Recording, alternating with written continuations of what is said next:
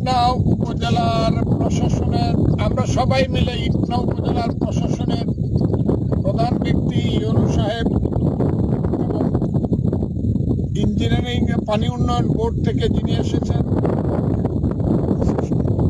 Ieyasu সাহেব এবং আমাদের নেতৃবৃন্দ সহ আমরা এখন খুব একটা বিপজ্জনক অবস্থার মধ্যে আছি।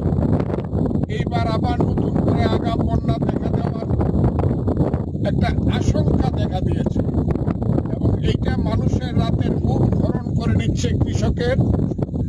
আমি সারা দেশবাসীকে সাক্ষী রেখে আমি সরকারের কাছে আহ্বান জানাচ্ছি এবং বিশেষ করে পানি উন্নয়ন বোর্ডের মন্ত্রী এবং সচিব, আপনারা দয়া করে দ্রুত এটার প্রতি লক্ষ্য দেন, তা না হলে এখানে লক্ষ লক্ষ ধানের জমি ডুবে যাবে এবং কৃষক না খেয়ে থাকবে।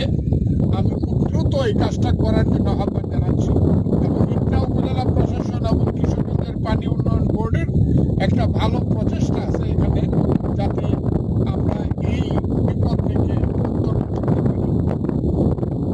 আমি সবাইকে এই ব্যাপারে এবং জনগণকেও মাঠে এসে তাদের ধান রক্ষা করার জন্য নিজেরাও শ্রম দিয়ে মাটি কাটার জন্য আমি আহ্বান জানাচ্ছি।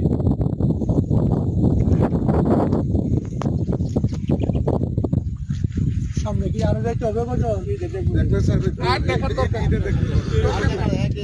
আপনি তো বুঝছেন তো ব্যাপারটা এসে ওই যে দেখেন ওই আপনারা ইমার্জেন্সি এই কয়েকটা পয়েন্ট যেগুলো আছে এগুলোর একটা স্টেটমেন্ট করে আমি কথা বলবো, আমার তো বুঝে নেই। আমি